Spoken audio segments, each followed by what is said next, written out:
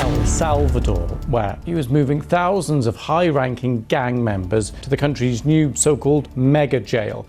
Locked behind towering walls, far from the streets where they once ruled, MS-13 members face a new kind of warfare. What happens when gang leaders, accustomed to power, are stripped of control, subjected to harsh confinement, and isolated from their networks? Hundreds of inmates, barefoot and stripped down to white shorts, scurry into El Salvador's new mega prison, ordered to crouch down on the ground one after another. Inside El Salvador's fortified prison system, inmates encounter unimaginable conditions, from cells packed to the brim and constant surveillance to brutal psychological tactics. This isn't just punishment. It's a national mission to crush gang influence. Let's explore the realities of MS-13 members in El Salvador prisons. El Salvador's prison system. This new prison system goes beyond punishment. It's a place where MS-13's power is stripped down to the bare bones. El Salvador's prison system is a powerful tool in the country's fight against gang violence, particularly targeting members of the infamous MS-13 gang. Under President Nayib Bukele's administration, the prison system has undergone significant changes, transforming traditional correctional facilities into heavily fortified institutions designed to break the spirit and operational capacity of gang members. CECOT, the Center for Criminal Confinement, opened in January 2023 and represents the culmination of this transformation. Spanning 166 hectares, it has the capacity to hold 40,000 inmates. This shift in approach reflects a broader strategy to combat gang influence through absolute control and isolation. With this new reform, El Salvador has seen the expansion of its prison population from 39,000 to over 100,000 inmates. Also, occupancy rates have exceeded 250% of intended capacity, with over 65,000 gang members arrested in the past year. Behind these numbers lies a disturbing reality. MS-13 members are subjected to inhumane conditions that violate international standards of imprisonment. Basic human dignities are stripped away as they endure long periods of isolation in cramped cells, limited contact with the outside world, strict restrictions on movement and communication, and insufficient access to basic necessities. The design of these facilities speaks volumes about their purpose. High walls topped with razor wire and watchtowers equipped with spotlights create an atmosphere of constant surveillance. Every aspect is meticulously crafted to contain and dominate those considered societal threats. Yet, it's not just physical barriers that are at work here. Within these concrete walls, psychological tactics are employed to dismantle gang hierarchies and break individual wills. Guards utilize advanced monitoring techniques to keep a close eye on every action and conversation. With prisons acting as a weapon, El Salvador pushes its anti-gang campaign further, striving to end MS-13's influence for good. El Salvador's battle against MS-13. March 2022 marked a pivotal moment in El Salvador's war against gang violence. President Nayib Bukele's administration declared a state of emergency following a bloody weekend that left 87 civilians dead at the hands of MS-13 members. This declaration unleashed unprecedented measures against gang members, suspending constitutional rights and granting law enforcement extensive powers to combat criminal organizations. The state of exception policy transformed El Salvador's approach to gang violence as arrests were made without warrants. Detention was extended to periods up to 15 days without charges. Inmates had their rights to legal representation suspended. Communications were intercepted without court orders, and public gatherings were restricted. Under Bukele's leadership, security forces have arrested over 75 suspected gang members. This mass incarceration campaign has dramatically altered the country's social fabric, with entire communities seeing their male population decimated by arrests. This measure had a positive result within communities, as it resulted in a sharp decline in homicide rates, reduced extortion of local businesses, increased public confidence in safety, and return of families to previously gang-controlled areas. President Bukele's controversial approach has garnered both praise and criticism. His active social media presence showcases images of shackled gang members and promotes his iron fist policies. The administration's tactics include psychological warfare, with inmates stripped to their underwear, forced to sit in stress positions, and subjected to military-style discipline. The success in reducing gang violence comes at a significant cost to civil liberties. Human rights organizations document numerous cases of torture, disappearances, and deaths in custody. Yet, Bukele maintains strong public support, with approval ratings exceeding 90% among Salvadorans who prioritize security over civil rights. Now let's take a step back to understand why El Salvador is willing to go to such extremes. The origins of MS-13 and El Salvador's war on gangs. Understanding MS-13's roots reveals why El Salvador is fighting so hard to destroy it. The streets of Los Angeles in the 1980s were filled with violence, giving rise to one of the most infamous criminal organizations in history, MS-13. Salvadoran immigrants, escaping their country's brutal civil war, found themselves in an unfriendly environment where survival meant coming together. What began as a group of heavy metal music fans protecting one another from existing LA gangs evolved into a complex criminal operation. Mara Salvatrucha translates to Salvadoran Street Smart Gang in English. The number 13 represents the Mexican Mafia, signifying their alliance with this powerful prison gang, and with these ideologies, they formed the name MS-13. In the 1990s, when the United States started sending these gang members back to El Salvador, they returned to a nation ravaged by war, devoid of economic opportunities and stable government institutions. This ideal situation allowed MS-13 to establish deep roots within Salvadoran society, recruiting vulnerable youth and creating intricate criminal networks. MS-13's main competitor, Barrio 18, arose from similar conditions. These two gangs divided El Salvador into territories, marking their areas with graffiti and enforcing their control through brutal violence. Their bitter rivalry has resulted in thousands of deaths, with neighborhoods turning into battlegrounds in their never-ending turf wars. Previous governments tried different methods to contain gang violence, but the one that stood out was the gang truce that lasted between 2012 to 2014. The 2012 truce between MS-13 and Barrio 18, facilitated by then-President Mauricio Funes's administration, initially showed promise. The government secretly negotiated with imprisoned gang leaders, offering better prison conditions in exchange for reduced violence. Homicide rates dropped significantly, yet the peace proved delicate. Behind prison walls, gang leaders continued orchestrating criminal activities.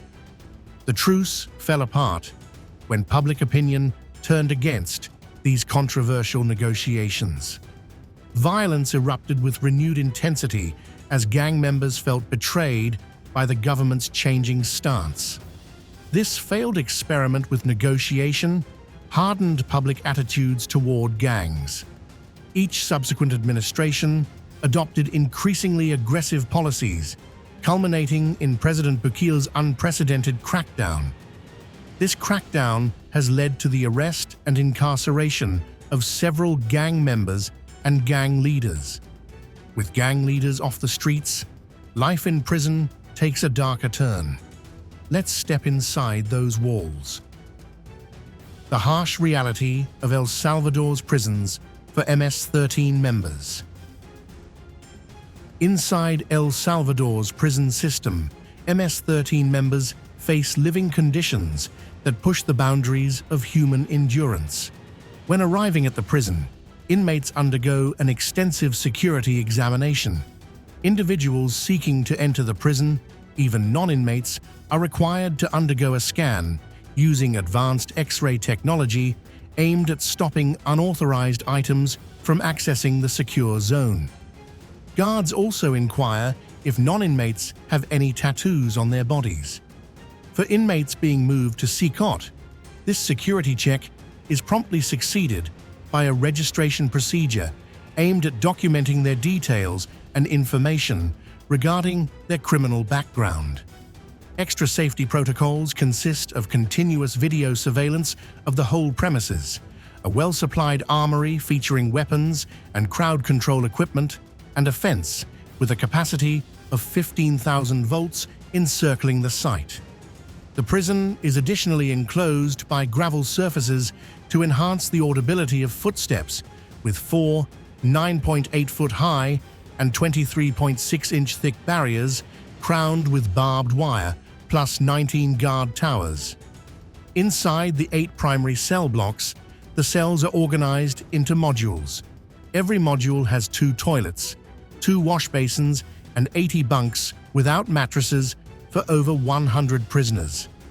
Although the prisoners can always use the washing basins, the guards manage the water supply from outside the cell. CCTV cameras observe every cell. The Financial Times reports that, on average, each inmate receives 0.6 square meters of space in their communal cell. A typical cell measures barely 10 square meters, housing up to 40 inmates.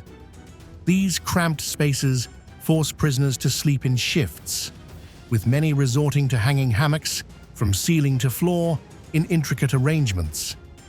The lack of proper ventilation turns these cells into sweltering chambers, where temperatures can soar past 40 degrees Celsius. Having a capacity for 40,000 inmates, CCOT can accommodate twice as many prisoners as the entire population of the Marmara Penitentiary's campus in Istanbul, Turkey, making CCOT the largest globally in terms of total capacity. Apart from the primary modules, there exist hallways of isolation cells. These isolated cells consist solely of a concrete slab for resting, a toilet, and a sink.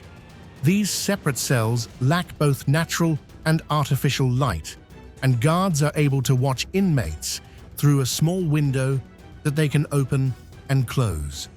Inmates are given small rations of rice, beans, pasta, and hard-boiled eggs for meals and must eat with their hands, as guards view forks and knives as possible weapons.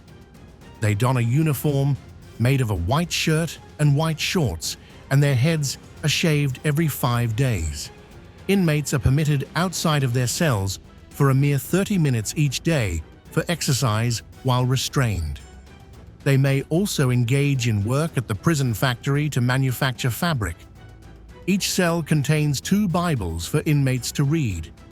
Inmates are prohibited from receiving visitors or making phone calls. The facility is protected by 1,000 guards, 600 soldiers, and 250 police personnel.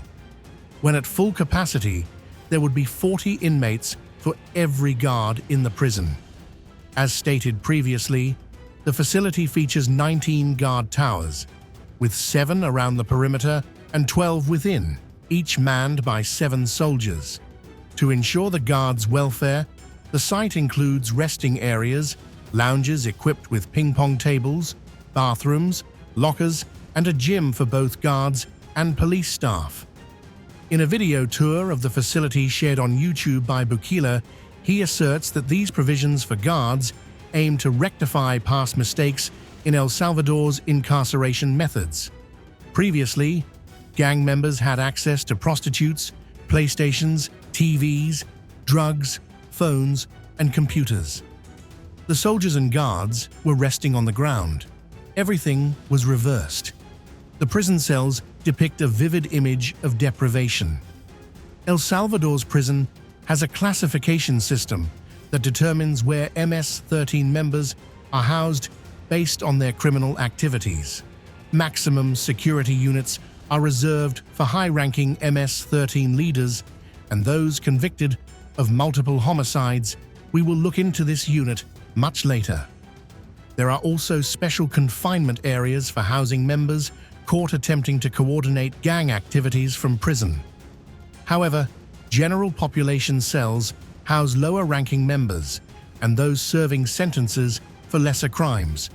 Sanitation remains a critical issue throughout this facility. One toilet serves up to 20 inmates, creating breeding grounds for disease and infection. Water access is severely limited, with prisoners receiving barely enough for basic hygiene. Medical care exists only in name.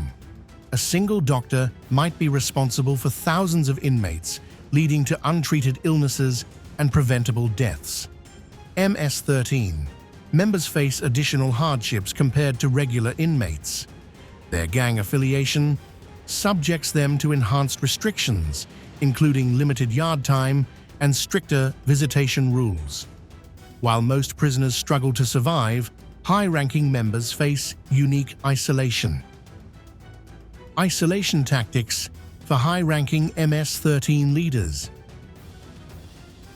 For gang leaders, these high-security cells mean total isolation and constant surveillance. El Salvador's newest addition to its prison infrastructure exemplifies President Bukele's iron-fisted approach to gang control. In this 40,000-capacity mega-prison, unveiled in 2023, there is an ongoing isolation tactic reserved for high-ranking members of the MS-13 gang, and this represents the pinnacle of the government's strategy to isolate and neutralize MS-13's leadership structure. Inside CCOT's imposing walls, high-ranking MS-13 leaders face a reality designed to break their spirit and sever their connections to the outside world. The facility employs a sophisticated array of security measures with 6 by 6 foot reinforced concrete cells housing 2 inmates each, with no windows and minimal ventilation. Advanced AI-powered cameras monitor every movement around the clock. Military-grade technology blocks all unauthorized communications, and frequent staff changes prevent inmates from building relationships with personnel. MS-13. Leaders confined here endure complete sensory isolation, with cells designed to minimize human contact.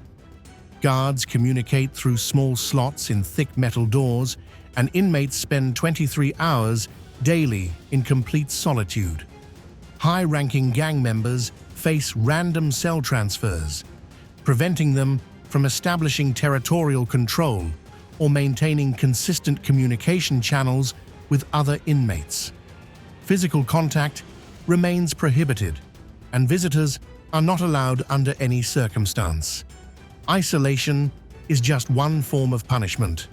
Ordinary gang members face their own relentless trials. Daily life and survival strategies for MS-13 members in prison. Life inside El Salvador's prison system unfolds as a relentless battle for survival, where MS-13 members face a harsh daily existence marked by severe deprivation and constant vigilance. The day begins at 4:30 a.m. with a deafening wake-up call, followed by routine exercise and a meager breakfast consisting of a single tortilla and black beans, often served cold and occasionally spoiled. Inmates receive just 500 to 800 calories per day, less than half the recommended daily intake.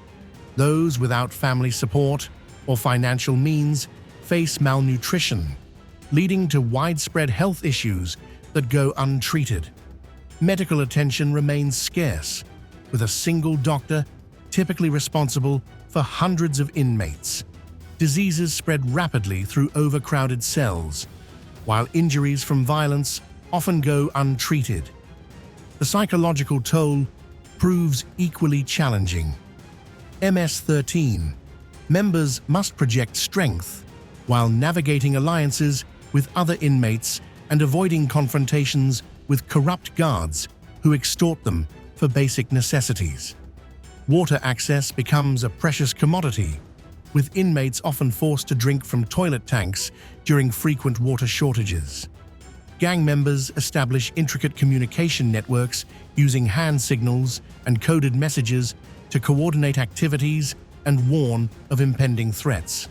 These systems prove essential for survival, allowing inmates to share resources, organize protection details, and maintain their grip on power despite the harsh conditions. Survival also depends on maintaining strong connections with fellow gang members. MS-13 inmates pool their resources, sharing food, medicine, and information. This collective approach helps them withstand the brutal conditions while preserving their organizational structure, despite the administration's attempts to break their unity through isolation and deprivation. Physical survival is one thing, but the psychological strain of these prisons goes even deeper. Psychological and physical torture, breaking the spirit of inmates. From solitary confinement to physical beatings, the aim is clear: to break the inmates completely. Solitary confinement stands as the cornerstone of psychological torture within these facilities. MS-13 inmates face isolation in cramped, pitch-black cells measuring barely 2 by 2 meters. These concrete boxes, devoid of windows or natural light, become their entire world for weeks or months at a time. The sensory deprivation drives many to the brink of madness. Prisoners report losing track of time, experiencing hallucinations, and developing severe anxiety disorders. Guards amplify the psychological impact through strategic sensory manipulation, as guards deliberately disrupt sleep patterns through random cell checks and loud disturbances, and also cells are either kept freezing cold or swelteringly hot. Physical brutality accompanies these psychological tactics. Guards subject MS-13 members to random beatings during cell transfers, stress positions lasting several hours, denial of basic hygiene facilities, and forced exercise in bounds until physical collapse. The guards' psychological warfare extends beyond individual torture. They deliberately house rival gang members in adjacent cells, creating constant tension and fear of potential attacks. This strategic placement forces MS-13 members to remain perpetually alert, further deteriorating their mental state. The systematic denial of medical attention for injuries sustained during beatings compounds the physical and psychological trauma. Guards often force injured inmates to continue their regular routines, regardless of their condition. These torture methods create a perpetual state of fear and submission. MS-13 members who once commanded respect on the streets find themselves stripped of all dignity and control. But there's more. El Salvador isn't just targeting the mind and body, it's stripping away gang identity itself. Erasing gang identity. For MS-13 members, even the smallest traces of their past lives are erased. Inside El Salvador's prison walls, a systematic campaign of cultural erasure unfolds daily. Prison authorities wage a relentless battle against every visible trace of MS-13 identity, implementing strict protocols that strip away the very essence of gang affiliation. The first target is tattoos. Guards conduct regular inspections documenting every marking on inmates' bodies. Any new tattoos result in severe consequences like isolation cells, reduced privileges, or physical punishment. Prison authorities have even implemented mandatory tattoo removal programs, forcing MS-13 members to watch their lifelong symbols fade away under laser treatment. Hand signals, once a vital form of gang communication, now draw swift retribution. Prison cameras monitor every movement, and guards trained in gang gestures immediately isolate offenders. The punishment for using gang signs ranges from denial of food ration to extended periods in maximum security units. The cultural suppression extends beyond physical symbols. Prison authorities prohibit specific words and phrases associated with MS-13, creating a linguistic void where gang members must carefully monitor their speech. Speaking in gang slang results in immediate disciplinary action, forcing inmates to abandon their traditional forms of expression. Prison libraries undergo regular purges of materials that might reinforce gang ideology. Books, magazines, and even religious texts face scrutiny for potential gang-related content. Personal photographs undergo inspection, with any images showing gang affiliations being destroyed.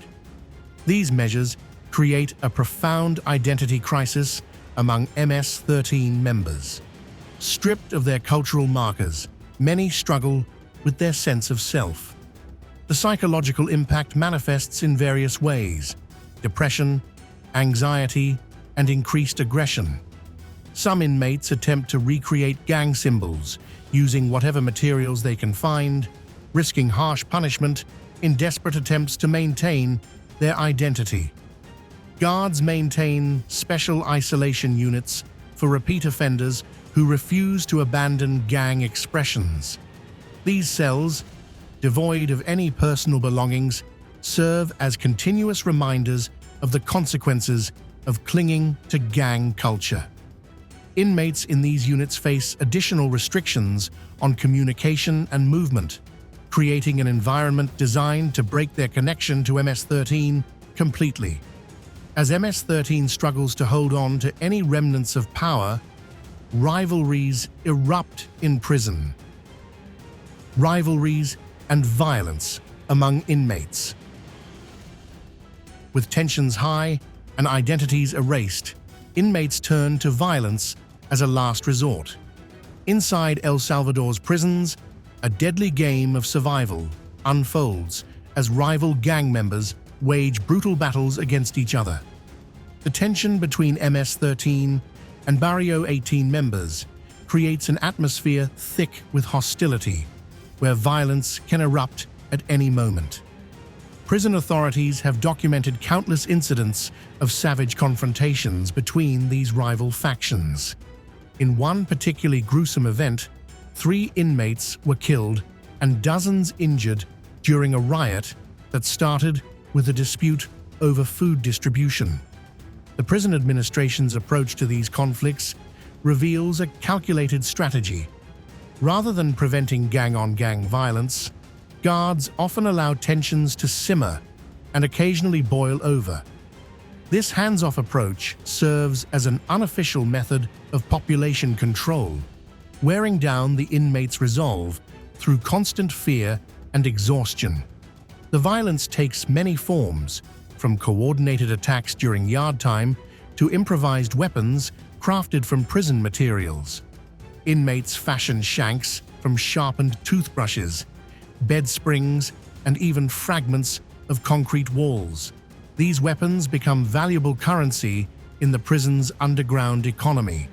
Prison guards exploit these rivalries by strategically housing enemies in close proximity.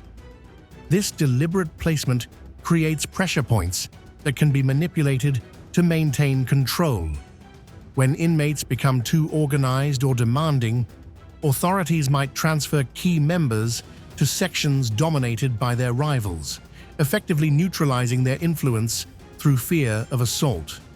MS-13 members must remain hyper-vigilant, never knowing when or where the next attack might come. Sleep becomes a luxury as inmates take turns standing watch, creating a state of perpetual exhaustion that breaks down both body and mind. But beyond the brutal rivalries, the relentless grip of El Salvador's prison system uncovers a harsh reality.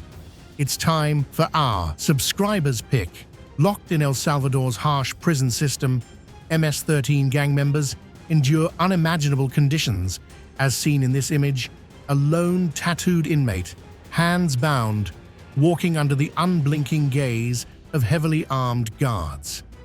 The disturbing words of 100 executions per week add weight to the brutal reality of their confinement. This statement leaves us wondering, what happens to MS-13 members in El Salvador's prison?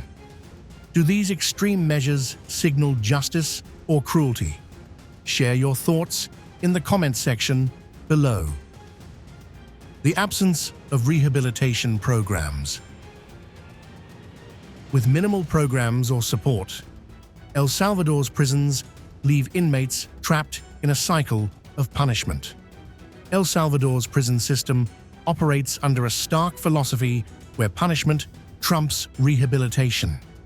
The concrete walls of these facilities house thousands of MS-13 members who face a daily existence devoid of meaningful opportunities for personal growth or transformation. Traditional rehabilitation programs like education, vocational training, and counseling services remain conspicuously absent from the prison system's framework. MS-13 inmates spend their days in cramped cells without access to basic educational materials, let alone structured learning programs. The only book available is the Holy Bible, and writing materials are considered potential weapons. Religious programs represent the sole glimpse of rehabilitation within these harsh confines. Catholic and evangelical ministers occasionally receive permission to conduct services, though strict security measures limit their interaction with inmates. These brief spiritual encounters provide rare moments of human connection in an otherwise dehumanizing environment. The government's hardline stance reflects a deep-seated belief that MS-13 members are beyond redemption. This perspective has created a self-fulfilling prophecy. Without tools for personal development or alternative life paths, inmates become further entrenched in gang mentality. Studies by human rights organizations indicate that this punitive approach perpetuates cycles of violence rather than breaking them. As despair deepens, inmates find themselves battling more than isolation. Their very lives hang in the balance. Health crises in prisons, a death sentence for many inmates, including MS-13 members. The cramped cells of El Salvador's prisons hide a silent killer, one that claims lives through disease, neglect, and medical indifference. MS-13 members, despite their fearsome reputation, face the same grim health challenges as other inmates. The prison's sole medical staff, consisting of one part-time doctor and 2 nurses, serves thousands of inmates. In April 2024, a report by the rights organization Humanitarian Legal Relief estimated that at least 241 people had died in Salvadoran prisons since the start of the crackdown. Most of these deaths are health-related, and even a remarkable number are associated with violent activities within the prison walls. The health crisis manifests in horrifying ways, like skin diseases flourish in damp cells, where inmates sleep shoulder to shoulder. Also, respiratory infections spread through poor ventilation and overcrowded spaces. Chronic conditions go untreated due to medication shortages, and mental health deteriorates without proper care or counseling. Moreover, the overcrowded and unsanitary conditions have led to a surge in mental health issues among inmates. As highlighted in a recent youth mental health advisory by the Surgeon General, such environments can exacerbate pre-existing mental health conditions or even trigger new ones. The lack of adequate mental health support further compounds the suffering of these individuals. In response to the ongoing health crises, some experts have suggested implementing stricter health protocols within the prison system. This includes regular health screenings for inmates and improving access to healthcare services. However, such changes would require significant investment and a shift in the current management of prisons. While these suggestions may seem far-fetched, given the current state of affairs, they are essential for mitigating the health crises plaguing overcrowded prisons.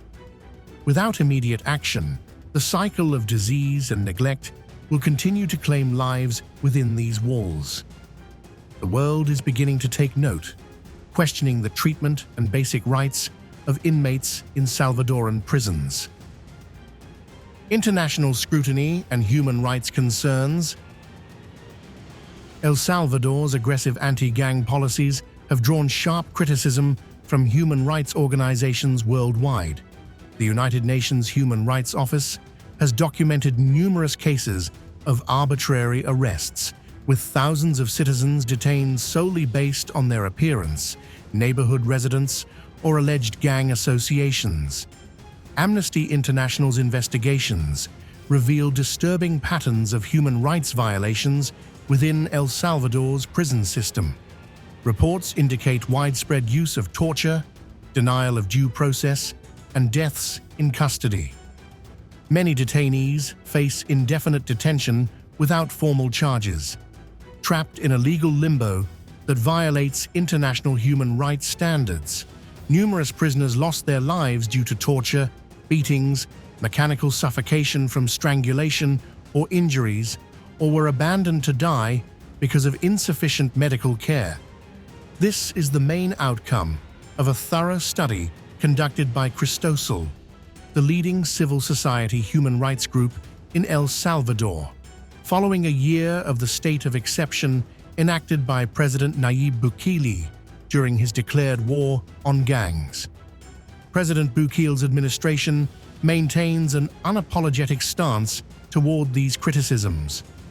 Government officials argue that traditional human rights frameworks fail to account for El Salvador's unique security challenges. They point to a dramatic reduction in homicide rates, from 103 per 100,000 inhabitants in 2015 to single digits in 2023, as justification for their methods. Human Rights Watch has documented cases of mistaken identity leading to wrongful arrests. In one instance, a 16-year-old honor student spent 6 months in detention after being misidentified as a gang member due to a similar name. Reports show that many were arrested and detained for just bearing tattoo marks on their body. The legal system provides minimal recourse for such cases, with courts routinely extending pre-trial detention periods. Local human rights defenders face increasing risks for speaking out against these policies. Many report surveillance, harassment, and threats from security forces. The space for civil society organizations to monitor prison conditions has drastically shrunk, with most independent observers denied access to detention facilities. But as human rights issues grow, so does the debate. Is Bukele's iron-fisted approach truly effective? Government responses versus criticisms.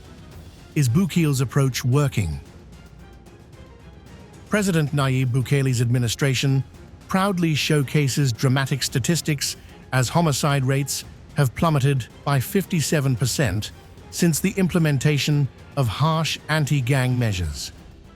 The government points to empty streets once dominated by MS13, highlighting the restoration of peace in neighborhoods previously gripped by fear. These numbers tell one story, yet human rights organizations paint a starkly different picture. The government's heavy-handed approach raises questions about long-term sustainability. Criminal justice experts argue that mass incarceration, without addressing socio-economic factors, perpetuates a cycle of violence. Young people from marginalized communities remain vulnerable to gang recruitment despite the current crackdown. Data from El Salvador's justice system reveals troubling patterns. Of the 65,000 arrests made during the state of emergency, investigations suggest that approximately 20% of detainees have no verifiable gang connections. These individuals, often from low-income areas, face indefinite detention without proper legal representation. Yet Bukele's administration dismisses these reports as foreign interference, maintaining that tough measures are necessary to break MS-13's grip on Salvadoran society. Local civil society organizations report increased police brutality in working-class neighborhoods. Security forces, emboldened by emergency powers, conduct raids without warrants or probable cause. Families describe midnight arrests where loved ones vanish into an overcrowded prison system. The impact on MS-13's power and influence outside prison. The strict approach within El Salvador's prison system has had a profound effect on MS-13's organizational structure, causing changes that go well beyond the prison walls. Recent data from El Salvador's National Civil Police shows an impressive decrease in gang-related murders since these severe prison measures were put in place. The disruption of MS-13's command chain has significantly affected their operations. Prison authorities' strict isolation protocols have severed crucial communication lines between incarcerated leaders and their street-level operators. Traditional methods of conveying orders, through visiting family members, corrupt guards, or smuggled cell phones, have been virtually eliminated under the new system. Street intelligence gathered by law enforcement indicates a marked decrease in MS-13's territorial control across numerous neighborhoods. Areas once dominated by extortion rackets now show signs of economic revival as local businesses operate without the burden of gang taxes. The psychological impact of seeing their leaders subjected to harsh prison conditions has dampened recruitment efforts. Young individuals who once viewed MS-13 membership as a path to power and respect now witness the reality of where that path leads. Local community centers report increased participation in youth programs, with former recruitment zones showing a drop in gang-related activities. MS-13's financial infrastructure has crumbled under the pressure. The combination of asset seizures and the imprisonment of key money handlers has frozen millions in illicit funds. Banking investigations reveal that monthly gang revenues have plummeted by a significant number since the implementation of strict prison measures. Yet, security experts caution against declaring victory. MS-13's adaptability has historically been its strength. While visible gang activity has decreased, there are indications of evolving tactics, like a shift toward more covert operations, adoption of sophisticated digital communication methods, and formation of smaller, independent cells. As imprisoned members face unprecedented isolation and control measures, their once mighty influence on the streets continues to wane, marking what many experts consider a turning point in the country's long-standing battle against gang dominance. Thanks for watching. See you in the next one.